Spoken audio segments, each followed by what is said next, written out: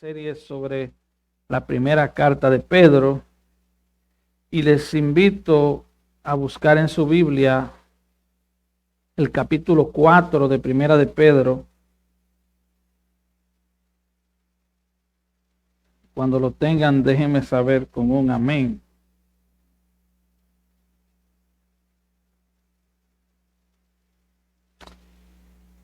Amén. ¿Estamos listos?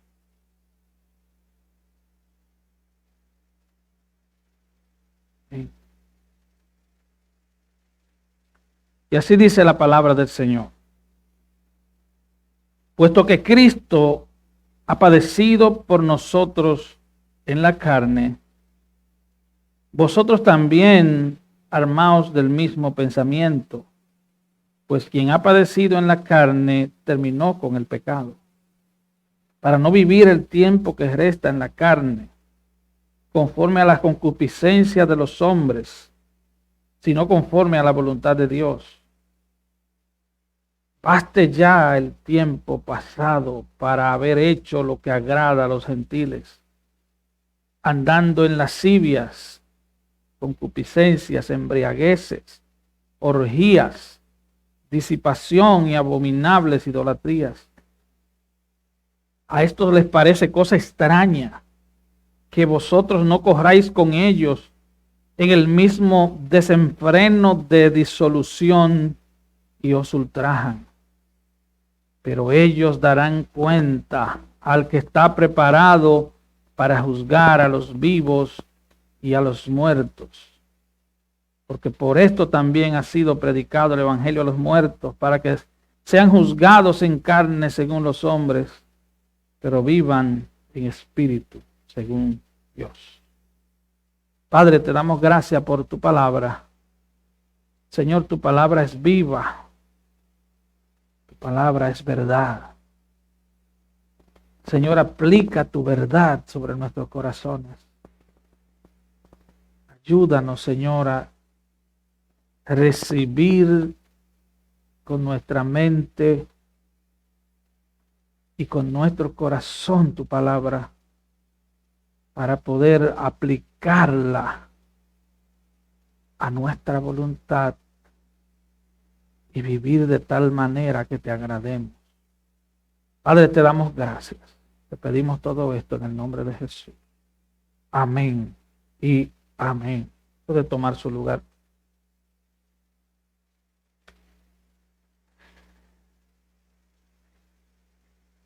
El apóstol Pedro originalmente le está escribiendo a una iglesia perseguida. Quiero que usted tome en cuenta eso.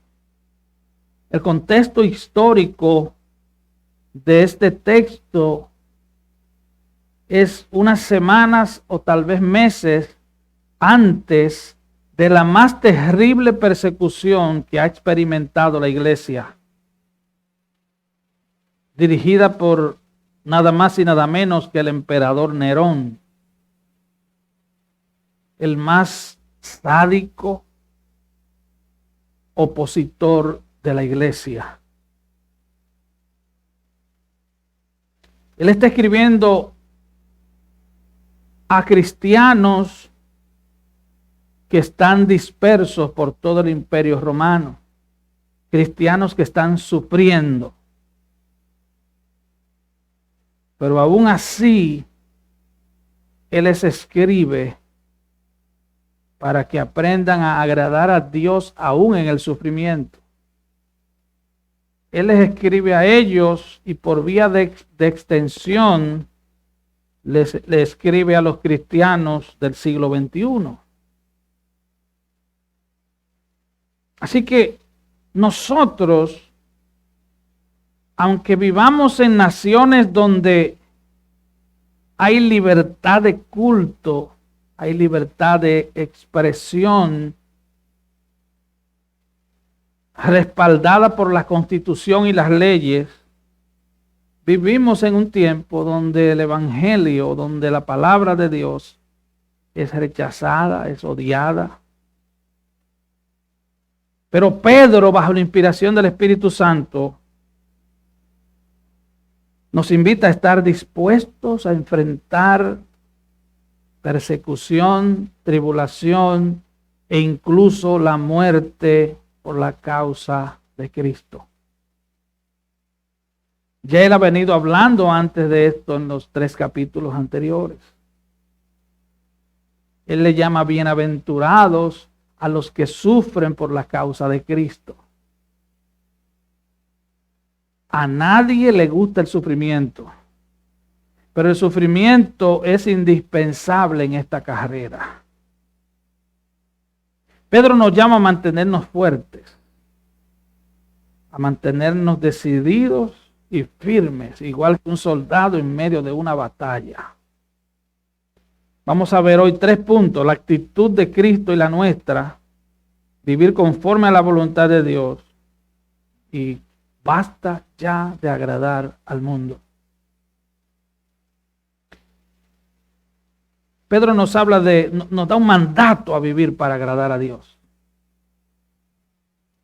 El solo hecho de ser cristiano, por definición, es un mandato a agradar a Dios, no es una sugerencia. Recuerde, vivimos en un mundo de relativismo. ¿Qué es el relativismo? Un mundo donde aparentemente no hay verdades absolutas. Donde, bueno, si eso te gusta, te cae bien y no le haces daño a nadie, no le haces mal a nadie, eso está bien. Eso es relativismo. El relativismo ignora a Dios. Ignora la palabra de Dios. Recuerde, la palabra de Dios es absoluta. Porque viene de un Dios infinitamente absoluto.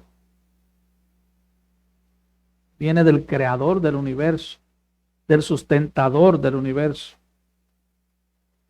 Así que el primer versículo de este capítulo 4 nos habla de la actitud de Cristo y de la nuestra.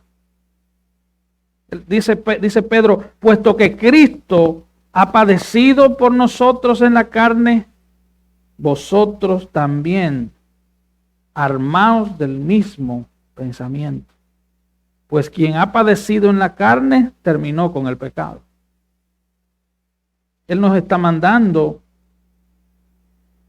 puesto que Cristo ha padecido por nosotros en la carne. Ya el versículo 3:18, él dijo, porque también Cristo padeció una sola vez por los pecados, el justo por los injustos, para llevarnos a Dios, siendo a la verdad muerto en la carne, pero vivificado en el Espíritu.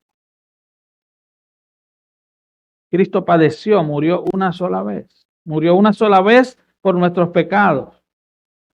Ahora él está diciendo, puesto que Cristo murió en la carne, él murió en la carne. En esa época habían falsas doctrinas de que decían que él era un espíritu. No, él murió en la carne. Su corazón dejó de latir. Él murió. Su vida física terminó. Pocos segundos después de él decir consumado es, su vida terminó. Entonces ahora Pedro está diciendo, puesto que su Señor murió, ármense ustedes del mismo pensamiento. Tú, por favor. Ármense ustedes del mismo pensamiento.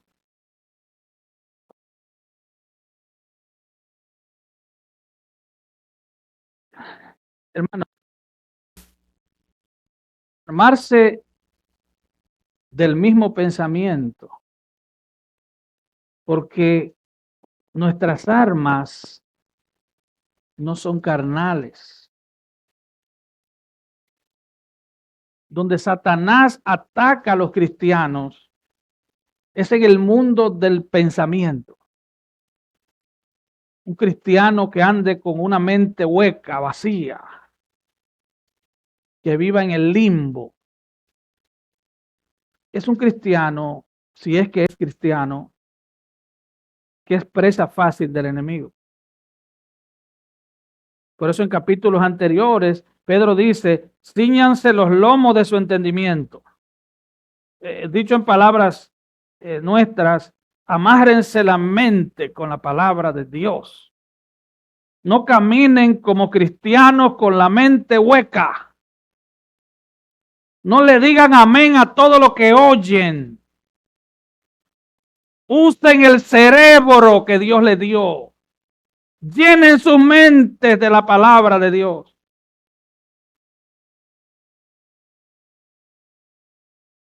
Como dijo el pastor Adrian Rogers, Dios no respeta a ningún creyente que vive desnutrido por su vagancia en el estudio de la palabra.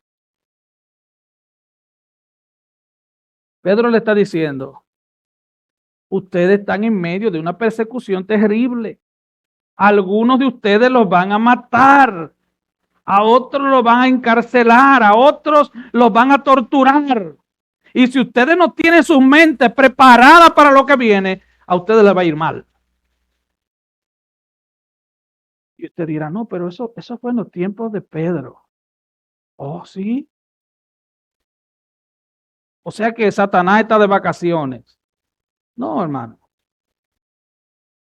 Lo único que los ataques de ahora son más sutiles. Los ataques de ahora vienen adornados. El mundo odia el evangelio y no lo dice de manera directa. Solo basta que tú enciendas un televisor.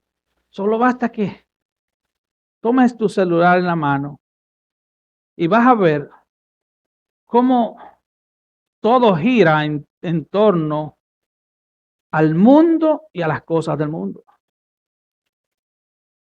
Dice Gálatas 3:13 que Cristo nos redimió de la maldición de la ley, hecho por nosotros maldición, porque está escrito, maldito todo el que es colgado en un madero. Así que Cristo se hizo maldito en una cruz. Él murió como el cordero sustituto. Él te sustituyó en la cruz. Si tú eres cristiano, si tú tienes vida eterna, es porque alguien pagó el precio de tu pecado en la cruz y ese alguien es Cristo. Entonces Pedro está diciendo, ármate, no vayas a la guerra desarmado. No vayas a la guerra con una pistolita de agua. No, no, no, no, no. Esto es una batalla espiritual. Una batalla por tu alma. Es una batalla por tu alma. Tú no puedes creer que la vida espiritual, que el cristianismo, que tu vida como cristiano es un día de picnic. Ustedes han visto estos cristianos que dicen, no, yo estoy bendecido, prosperado y en victoria. Ellos siempre están en victoria. Mentiroso. Mentira de ellos. Parece que viven en otra galaxia. Parece que al creer en Cristo, ellos no fueron trasladados de las tinieblas a la luz. Ellos fueron trasladados de las tinieblas al planeta Júpiter. Porque en este mundo real tendréis aflicciones, dijo Jesús. Vas a tener ataques. Si tu fe como cristiano no está siendo atacada, es porque tal vez tú no tengas esa fe en Cristo. Si tú eres popular en la escuela, en el trabajo y en la familia, es posible que tú estés en el equipo equivocado. Porque si eres cristiano, vas a tener aflicciones. A menos que tú no seas como el camaleón, ¿verdad? Que tú cambies de color dependiendo del lugar donde estés. Pero no hay camaleones cristianos. Tú o eres cristiano o no eres cristiano. No hay tal cosa como casi cristiano. Podríamos decir que Judas fue casi cristiano, pero los que son así terminan como Judas. Así que Pedro está diciendo, protégete con las armas de Dios, ponte la armadura, ponte en posición de batalla. Pedro le dice, ármate con el mismo pensamiento. Ármate con el pensamiento. ¿Cuál pensamiento? O estar dispuestos a ser perseguidos, a sufrir e incluso a morir por nuestra fe en Cristo. Sabiendo que esa muerte en Cristo produce la más grande victoria. Oiga, hermano, si usted dice que tiene principios y usted no está dispuesto a morir por lo que usted cree, entonces usted no tiene ningún principio. Imagínese que a usted le digan, hermano, vamos a matar a todos los colombianos. Y usted diga, bueno, yo me voy a hacer pasar por dominicano para que no me maten. Wow.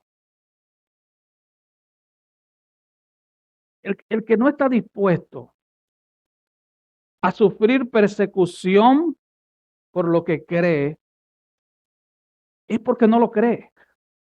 ¿Usted entiende eso? Si usted quiere estar bien con Dios y con el diablo, usted sabe que eso no se puede. Usted tiene que tomar partido. Usted no puede ser neutral. No hay Suiza en esto. Usted no puede ser suizo. De que no, yo soy de los neutrales. No. Jesús dijo, el que no es conmigo, contra mí es. Así que con Cristo o contra Cristo. Ese es el reto. Filipenses 4:8, Pablo le dice a los Filipos, a los hermanos de Filipo, por lo demás, hermanos, todo lo que es verdadero, todo lo honesto, todo lo justo, todo lo puro, todo lo amable, todo lo que es de buen nombre, si hay virtud alguna, si hay algo digno de alabanza, en esto pensar. Que tu mente gire alrededor de esto. Así que nuestra meta constante como cristianos debe ser agradar a Dios. O sea, si usted es este tipo de cristianos que sus oraciones y su vida solo gira alrededor de usted, quiero encontrar una forma diplomática de decírselo, pero usted no es cristiano. Si todo gira alrededor de usted, si el centro de su universo es usted, entonces usted es Dios de usted mismo. Los cristianos viven para la gloria de Dios. Fuimos creados para Él, somos de Él. ¿Entendemos eso? Pedro le está diciendo a ellos, oigan, que su mente se llenen del pensamiento de Cristo. Dice 2 Corintios 5:9. Por tanto, procuramos también, o ausentes o presentes, serle agradables. ¿De qué está hablando Pablo aquí? Bueno, ausentes cuando partimos. Cuando dormimos en el Señor, estamos ausentes del cuerpo. Recuerde que tenemos un espíritu que no muere.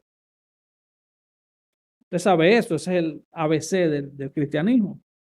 Cuando morimos en Cristo, no morimos, sino que dormimos en el Señor. Estamos ausentes del cuerpo.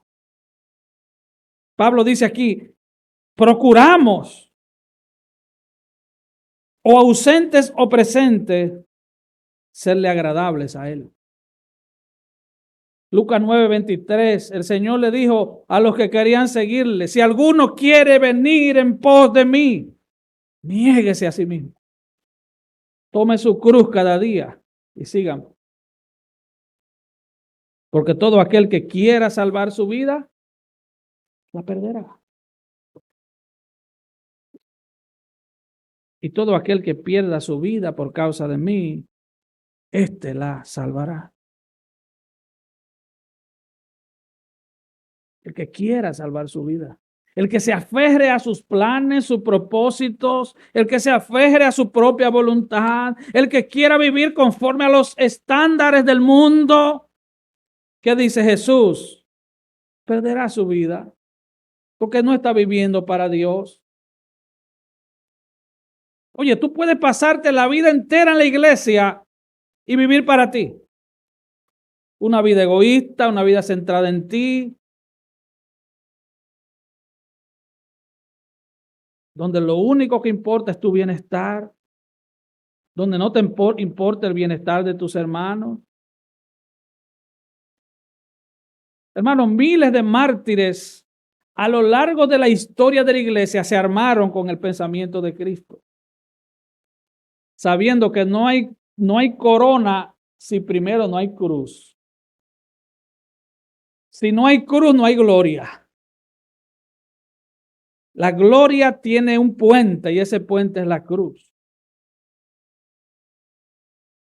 Hebreos 11 del 13 al 16 dice, conforme a la fe murieron todos estos sin haber recibido lo prometido, sino mirándolo de lejos, creyéndolo y saludándolo,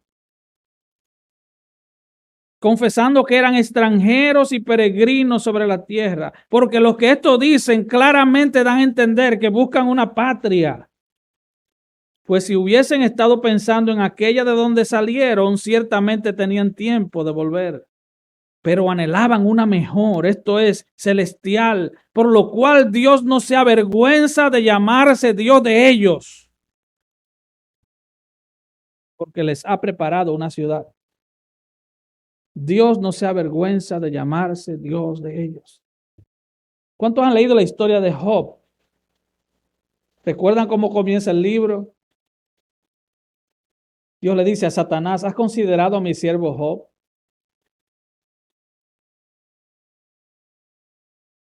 Un hombre temeroso de Dios, apartado del mal, que no hay otro como él.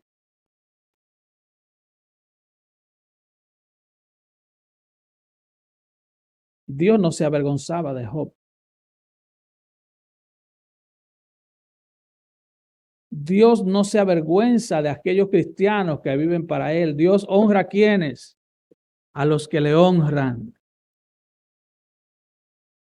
No hay tal cosa como cristianos nominales. Eso solo existe en la mente de alguna gente.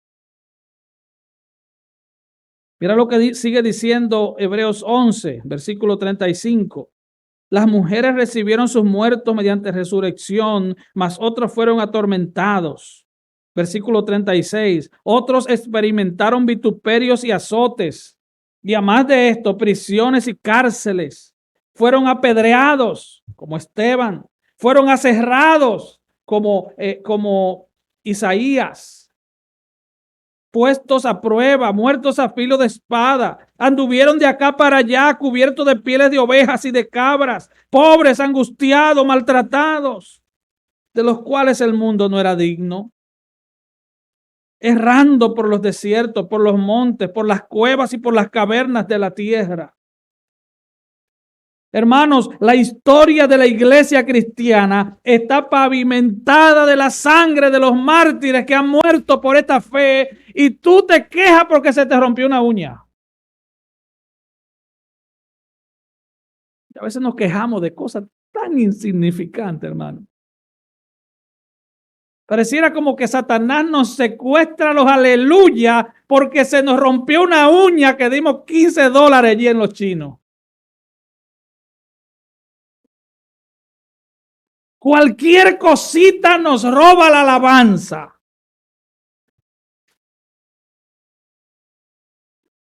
Y Pedro está diciendo, hablando tanto de Cristo como de los cristianos, esto se puede aplicar a ambos. Él dice, quien ha padecido en la carne terminó con el pecado. O sea, desde que un cristiano muere, terminó con el pecado. Así que el mayor triunfo de un cristiano está en la muerte. Hay cristianos que todavía le tienen miedo a la muerte, andan asustados. Pero la mayor victoria de un cristiano está en ese momento. Y yo no estoy deprimido ni quiero morirme, por si acaso. Pero esa es la mayor victoria. Ahí queremos llegar. Tal vez dentro de 50 años, pero ahí queremos llegar. Esta es la condición de libertad permanente. Porque aunque somos libres de la esclavitud del pecado, ya el pecado no es nuestro rey, pero todavía queda un remanente de pecado en nosotros que nos causa molestia, que nos enojamos con facilidad, que si nos ofenden queremos agarrar a la gente por el cuello. Todavía seguimos con esas bravuconadas del viejo hombre. Jesús fue quien aseguró esa victoria al él morir en la cruz y al resucitar. Y dice Hebreos 12:2 que él fue a la cruz por el gozo puesto delante de él. Había un gozo puesto delante de él. El gozo de que nunca más el pecado se enseñorearía de los cristianos. Así que Pedro, por un lado, dice que lo peor que le puede pasar a un cristiano es morir, pero lo mejor que le puede pasar también es morir. ¿Por qué? Porque esto significa el final definitivo y eterno del pecado. Además, él deja bien claro que ahora la muerte no es nuestro enemigo, sino es como una hermosa carroza que nos lleva a la presencia del Padre. Ya no hay miedo. Mire lo que dice Pablo en 1 Corintios 15:54. Cuando esto corruptible se haya vestido de incorrupción y esto mortal se haya vestido de inmortalidad, entonces se cumplirá la palabra que está escrita: sorbida es la muerte en victoria. ¿Dónde está, oh muerte, tu aguijón? ¿Dónde, oh sepulcro, tu victoria? Ya que el aguijón de la muerte es el pecado y el poder del pecado la ley. Mas gracias sean dadas a Dios que nos da la victoria por medio de nuestro Señor Jesucristo. Eso nos lleva al segundo punto: vivir conforme a la voluntad de Dios. Pedro dice, ok, ya que ustedes están siendo perseguidos, ya que hay persecución para los cristianos. Les decía la semana pasada que el ministerio Open Doors publicó las estadísticas de la persecución del último año. Ellos dicen que 16 cristianos mueren todos los días por su fe en Cristo. El versículo 2 del capítulo 4 de Primera de Pedro dice: para no vivir el tiempo que resta en la carne conforme a las concupiscencias de los hombres, sino conforme a la voluntad de Dios. Pedro le está diciendo, oigan, ustedes se van a morir, pero el tiempo que te queda vivo, no viva conforme al mundo. Y usted dirá, no, es que yo tengo 20 años de edad. Bueno, calcula que dentro de 80 te vas de este mundo. El Señor te está hablando a ti también y te está diciendo, los 80 años que te quedan, vívelo para Dios y no para el mundo. Vívelo para Dios.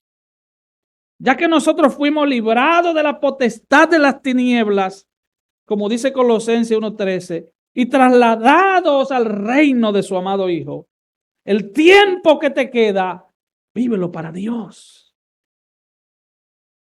Esa es la exhortación. ¿Por qué? Porque todo pecado es un acto personal de rebelión contra Dios. Entonces no debemos vivir el tiempo que nos resta en la carne, dice Pedro, o sea, en este cuerpo de carne, conforme a las concupiscencias de este mundo. ¿Qué significa concupiscencia? Bueno, en griego es la palabra epitumía. Es un anhelo apasionado, es un deseo pecaminoso. Son malos deseos. Entonces, por eso él dice, ármense con el deseo, con el compromiso de hacer la voluntad de Dios y de abandonar los antiguos pecados. Eso nos lleva al punto número 3. Basta ya de agradar al mundo. El versículo 3 dice, baste ya el tiempo pasado para haber hecho lo que agrada a los gentiles. Pareciera como que Pedro en un momento se incomodó y dio duro sobre la mesa y dijo, basta ya, ya está bueno. Ustedes se han pasado la vida entera agradando al mundo. Ya el tiempo pasado es suficiente. Y él comienza a hablarnos de cuál era la vida desordenada que los impíos vivían. Una vida que terminará en un juicio. Dice Efesios 2:3 que nosotros éramos por naturaleza hijos de ira. El impío es llamado en la Biblia hijo de ira. Porque lo que le espera no es la misericordia de Dios, es la ira de Dios. ¿Qué significa la frase baste ya o basta ya? Bueno, yo creo que eso lo sabe hasta el más pequeñito de aquí. Yo creo que cuando a mi amigo la mamá le dice basta ya, él entiende clarito. Sí, ya él sabe. Pablo está diciendo basta ya. Pedro nos recuerda que dejemos atrás lo que pertenece a esa antigua vida. Esa vida que llevábamos en pecado, esa vida que era solo para agradar nuestros deseos. Así que el tiempo de servir al pecado en la vida de un creyente quedó en el pasado. Como dijo un predicador, como diría el profeta José José, ya lo pasado, pasado. Eso lo dijo un predicador mexicano. Ustedes conocen ese profeta, ¿verdad?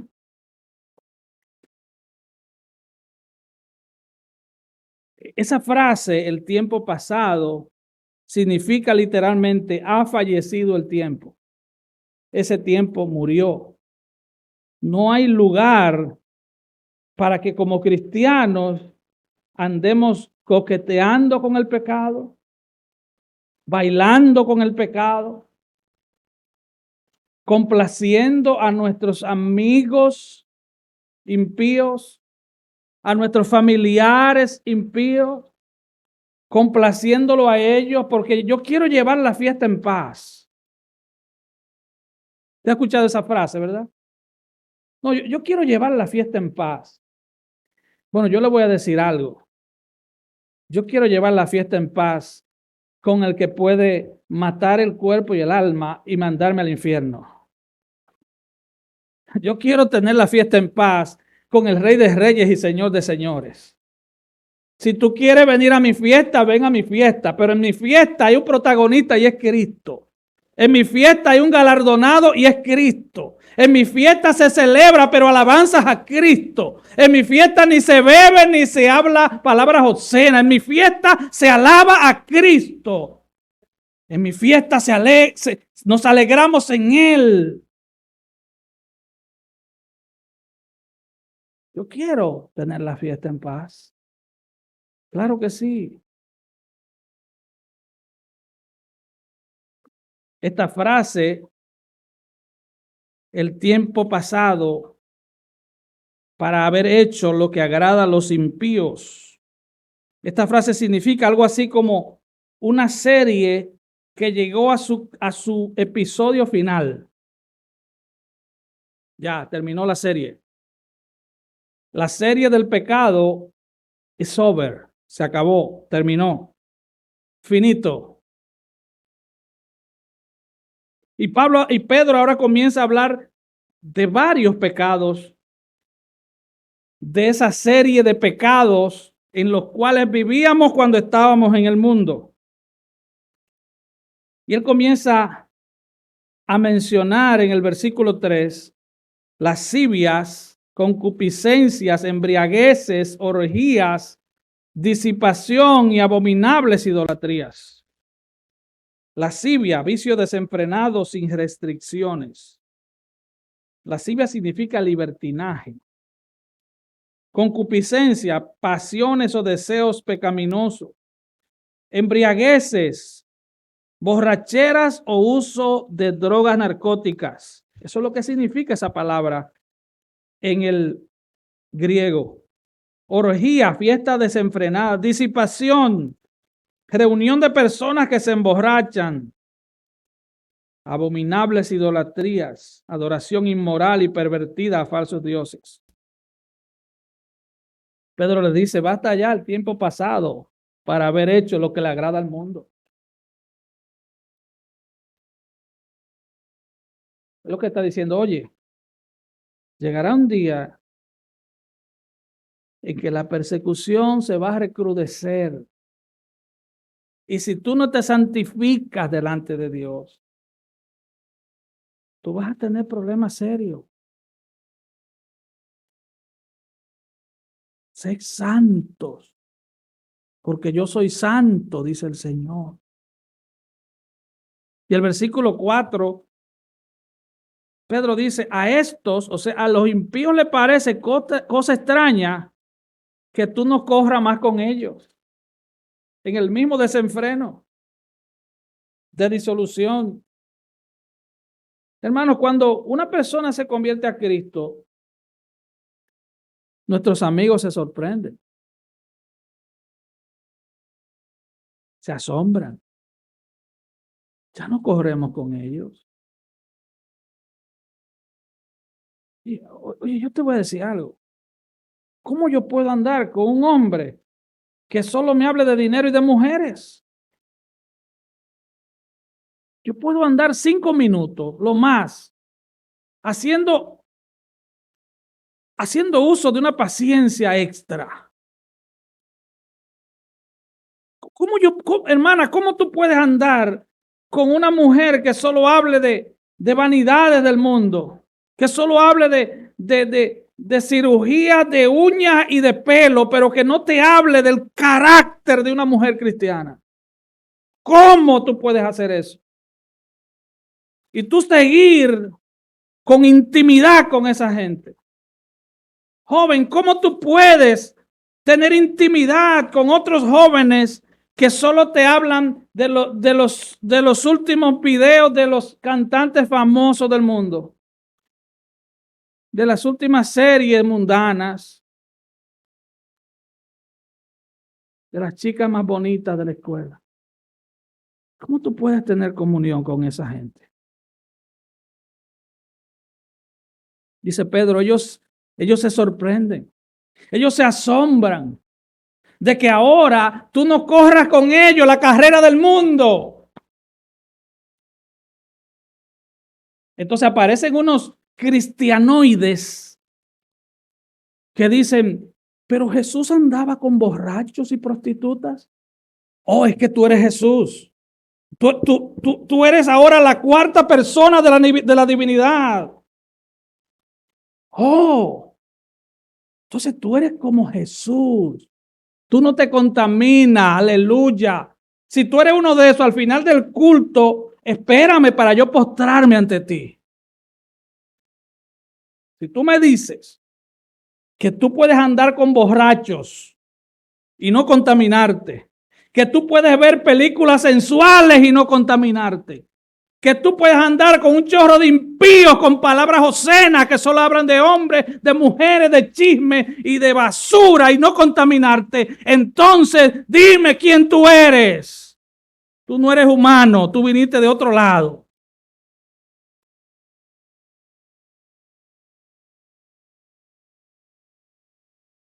Ellos se sorprenden de que no corramos con ellos en el mismo desenfreno en que ellos corrían. La palabra disolución o disipación es ese estado en que la mente de una persona es tan corrupta que solo piensa en la maldad y en cómo satisfacer sus deseos pecaminosos. Una mente que solo piensa en pasarla bien. Yo quiero pasarla bien en el mundo, pero quiero ir a la iglesia para calmar mi conciencia y para que mis padres crean que soy cristiano. Decídase. Siga la carrera del mundo o comienza a correr con paciencia la carrera que tienes por delante, puestos los ojos en Jesús. Es como se me acercan jóvenes y me dicen, pastor, ¿y yo puedo hacer esto? Yo puedo ponerme tatuajes. Pastor, ¿y yo puedo ponerme una cosita aquí, los varones?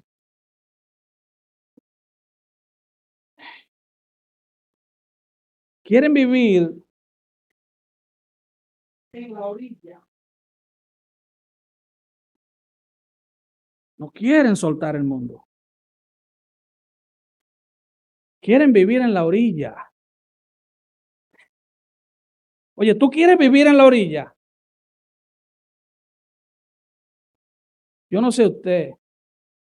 Yo no quiero vivir en la orilla. Yo quiero vivir bien lejos de la orilla. Porque ese océano del pecado, de donde Dios me sacó, yo no quiero ni acercarme a eso. Yo no quiero volver a la orilla. Yo no quiero caminar en la orilla. Yo quiero caminar con Cristo, lejos de la orilla.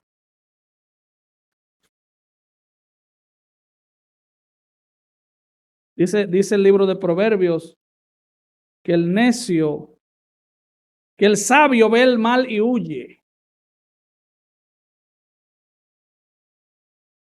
¿Se recuerda la anécdota del encargado de recursos humanos? Quería contratar un chofer y habían 3 ese día. Y él le dijo, si usted ve que hay un hoyo en el medio de la calle, ¿qué usted haría? Le dijo, mira, ese quiso como dársela de gran chofer. Le dijo, no, yo le doy rápido porque los caminos malos se pasan rápido. Ok. Yo te llamo, nunca lo llamaron. Al segundo le hizo la misma pregunta, ¿qué tú harías si tú ves un hoyo grande en el medio de la calle por donde tú vas? Le dijo, bueno, trataría de irme un poquito lejos para no caerme en el hoyo. Ok, te llamamos, nunca lo llamaron. El tercero le hacen la misma pregunta, ¿qué tú harías si hay un hoyo en el medio de la calle y tú vas en el camión de la compañía? Y él le dijo, bueno, busco otra calle. Busco otra calle. Hermano, ¿sabe qué sucede?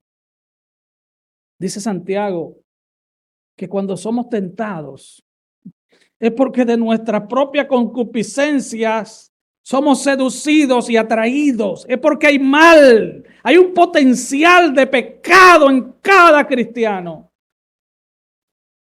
para hacer el mal. Y tú no puedes vivir creyendo que porque un día hiciste una oración de confesión de fe, tú ahora eres un angelito y que anda con alitas volando por el mundo. No.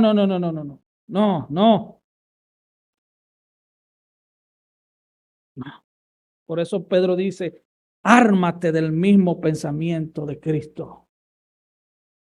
Ya basta de haber agradado al mundo. Los años que te quedan, vívelos para agradar a Dios.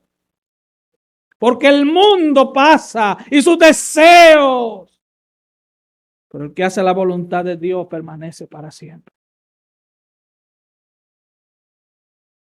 Y era lo que dice Efesios 5:18. No te embriagues con vino, en lo cual hay disolución, la misma palabra.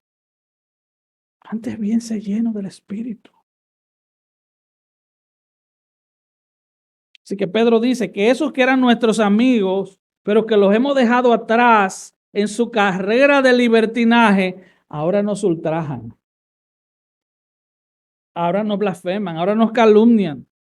¿Qué es lo que ésta se cree? Si andábamos juntos para arriba y para abajo. ¿Qué es lo que ésta se cree si amanecíamos juntos en la barra? Ellos nos calumnian, nos ultrajan porque ya no corremos con ellos la misma carrera. Entonces recuerda la anécdota, la he hecho otras veces, de San Agustín. Agustín llevaba una vida bien promiscua. Era un hombre muy dado a las mujeres. Pero un día él se convirtió de verdad. Entonces iba por la calle y una de las mujeres le voceaba: ¡Agustín! ¡Agustín! Y él seguía caminando. Y entonces ella corrió más a prisa y lo alcanzó. Y le dijo: ¡Agustín, soy yo! Y él le dijo: sí, yo sé que eres tú, pero yo no soy yo. Las cosas viejas pasaron. O pasaron o no pasaron. Dice el versículo 5, pero ellos darán cuenta al que está preparado para juzgar a los vivos y a los muertos. ¿A quién se refiere? Bueno, a la gente que nos ultraja, que nos persigue, que nos maltrata por nuestra fe en Cristo.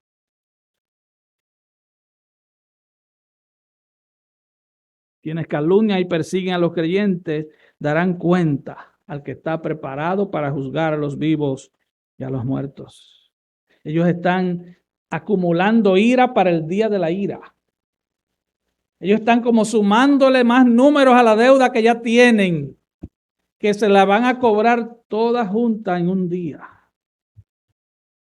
La tendrán que pagar para siempre en el infierno. Ahora, cuando él habla de los vivos, se refiere a los que vivían en ese tiempo, y los muertos, los que ya habían fallecido. Pedro aquí está hablando de dos tipos de gente. Está hablando de creyentes que se habían convertido antes de él escribir esta carta. Mire lo que dice el versículo 6. Porque por esto también ha sido predicado el evangelio a los muertos. No fue que se lo predicaron después de muertos, entienda eso. Se lo predicaron antes de morir. El evangelio le fue predicado antes de que murieran, para que sean juzgados en carne según los hombres, pero vivan en espíritu según Dios. Él está diciendo, se le predicó antes de morir, pero a los que están vivos los van a ejecutar en carne.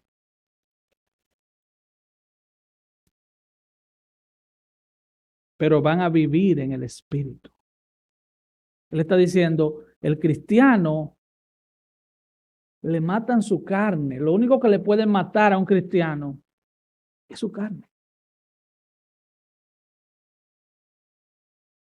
Como aquel rey, es una anécdota, que se le acerca, manda a buscar un cristiano y le dice, si sigues proclamando a Cristo, te vamos a confiscar todos tus bienes. Él dice, está bien, de todas maneras yo no tengo nada. Todo es de mi Señor. Si sigues predicando a Cristo, te vamos a matar. Le digo, está bien. De todas maneras, mi vida no es mía, es del Señor. Ahí no hay lugar para miedo, hermano. Unos cristianos que se asustan hasta con su sombra. Yo me imagino que oigan un disparo. Que viene persecución. Ay, hermano, ¿quiere que le diga algo? El mejor tiempo para la iglesia es el tiempo de persecución. Si no, lea la Biblia, lea Hechos capítulo 2. ¿Usted sabe por qué ahora la iglesia se parece tanto al mundo? Usted ahora no puede casi diferenciar entre un cristiano y un impío. Es casi imperceptible la diferencia. Porque estamos demasiado cómodos. En tiempos de persecución, solo los verdaderos cristianos se reúnen a adorar a Dios. Solo los cristianos. Cuenta la historia de aquel, aleluya, están despiertos, eso es, que esté durmiendo. Cuenta la historia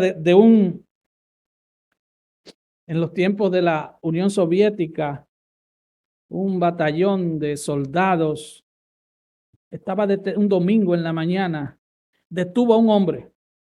Él iba a reunirse con la iglesia clandestina que se reunía en una cueva de Underground Church. Y paran a este hombre y le dice, ¿para dónde usted va? Y este hombre era cristiano, él no quería mentir. Y él le dijo, voy a celebrar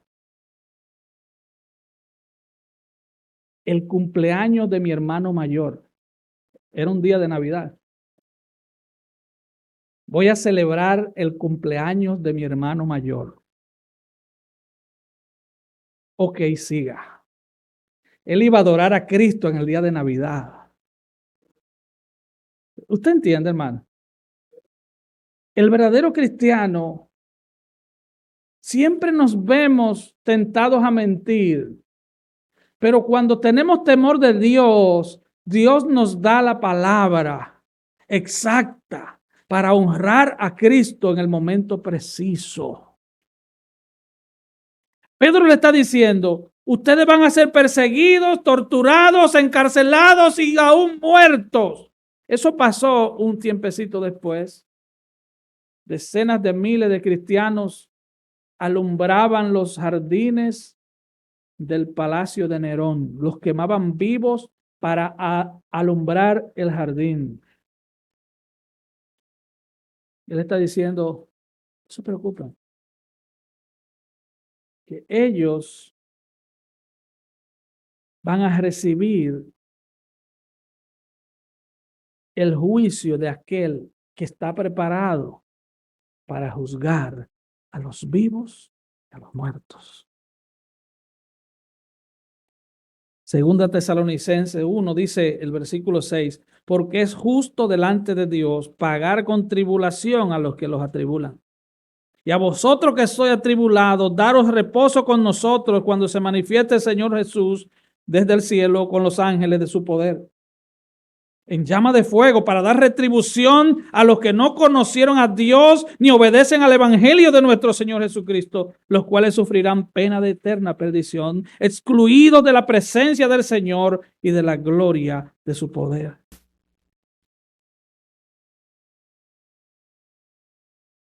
Hermanos, la vida nuestra terminará en un tribunal, en una corte.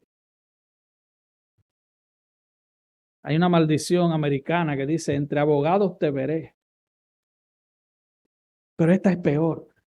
Aquí no va a ser entre abogados. Aquí va a ser delante de un juez. Sin abogado. Porque el único abogado que puede defenderte solo está disponible hoy. Hoy. Entre tanto que se dice hoy. Si oyeres hoy su voz. Hoy. No endurezcas tu corazón. Pedro termina diciendo, para que vivan en espíritu, según Dios. Hermanos, Hebreos 9:27 dice, de la manera que está establecido para los hombres que mueran una sola vez y después de esto el juicio.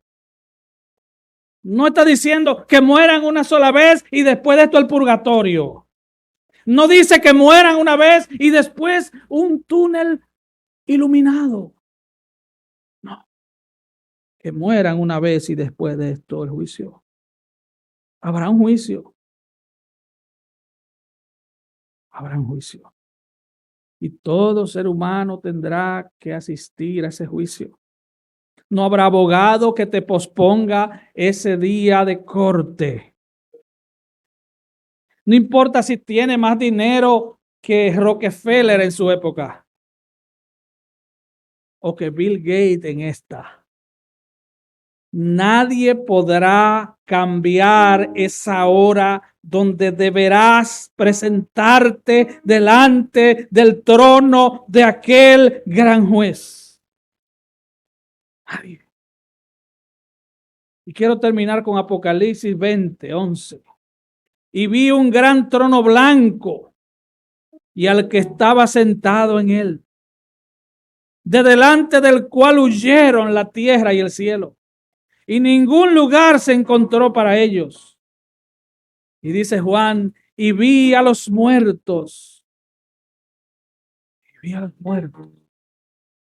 grandes y pequeños, intelectuales y analfabetos, empresarios y empleados, políticos y votantes, millonarios y gente sin casa, grandes y pequeños, gente con mucha letra, catedráticos universitarios, gente que no sabe leer, grandes y pequeños, gente muy fina de la alta sociedad, presidentes, senadores, médicos, ingenieros, abogados, gente sin letra que apenas conseguían para comer. Vi a los muertos grandes y pequeños de pie ante Dios. De pie como el que espera una sentencia. De pie porque el gran juez está de pie. De pie porque el gran juez dictará sentencia.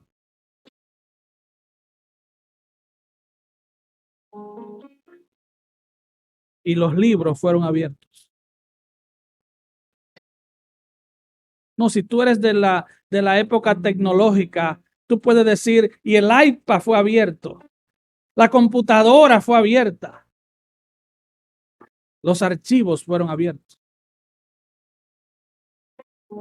Los libros fueron abiertos y otro libro fue abierto, el cual es el libro de la vida, y fueron juzgados los muertos por las cosas que estaban escritas en los libros según sus obras.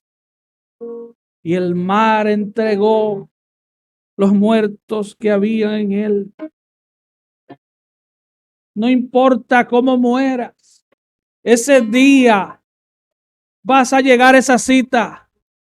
No porque un acto de alguacil te lo va a ordenar, sino porque el juez del universo lo ordenó ya.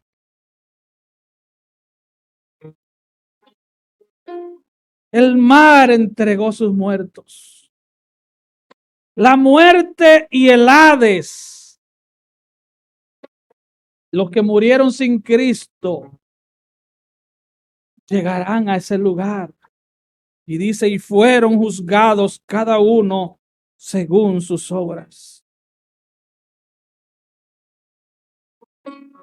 Y el que no se halló inscrito en el libro de la vida fue lanzado al lago del fuego.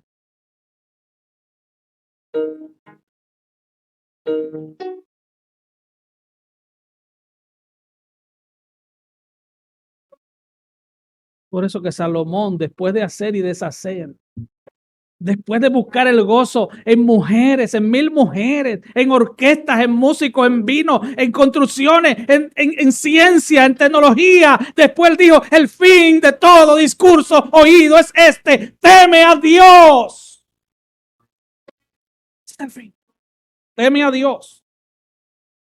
Teme a Dios. Si de verdad le teme a Dios, no le temerás a los hombres. Vivirás para Dios y solo para Él. Oh, quiere el Señor que este día alguien se ha trasladado de las tinieblas a la luz. Que en este día, mientras se diga hoy, tú vengas a Cristo en arrepentimiento. Porque la buena noticia del Evangelio es que la puerta de la gracia está abierta todavía. Es que hay un Dios perdonador que te invita, que te ruega a venir a Él hoy. Es que hay misericordia para todo aquel que busca misericordia. Esa es la buena noticia del Evangelio. Oh, no rechaces el amor de Cristo. No le sigas corriendo al amor de Cristo. Ven a Él mientras se dice hoy. Ven a Él mientras lo puedas hallar.